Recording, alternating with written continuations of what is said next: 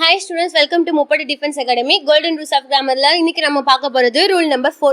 Rule number 4 என்னன்னா the difference between each and every. First each and every ஓட meaning என்னன்னு பார்த்தோம்னா eachனா ஒவ்வொன்றும் everyனா எல்லாம். So அடுத்து அதோட யூசேஜ் என்னன்னு பார்த்தோம்னா each used for two or more than two things or people. So இரண்டு திங்ஸ் இல்ல பீப்புளை சொல்லும் பொழுதோ இல்ல இரண்டிற்கு மேற்பட்ட திங்ஸ் பீப்புளை சொல்லும் பொழுதோ நம்ம ஈச் யூஸ் பண்ணலாம்.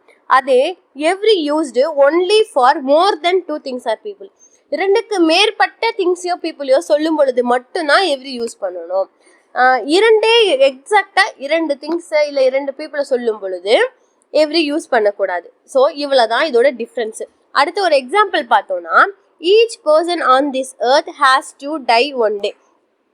இந்த பூமியில இருக்கிற ஒவ்வொரு மனுஷனும் ஒரு நாள் இறக்க தான் போறாங்க. இதுதான் இதோட மீனிங்.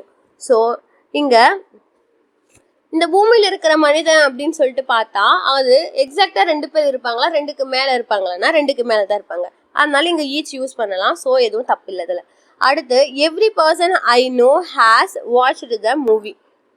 எனக்கு தெரிஞ்ச எல்லா பர்சனுமே இந்த மூவியை பார்த்துட்டாங்க அப்படின்னு சொல்கிறாங்க. ஸோ எனக்கு தெரிஞ்ச எல்லா பர்சனும் அப்படின்னா அது கண்டிப்பாக ரெண்டுக்கு மேற்பட்டவங்களாக தான் இருப்பாங்க.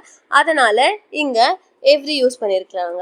அடுத்த எக்ஸாம்பிள் என்னன்னு பார்த்தோன்னா he has a book in each hand.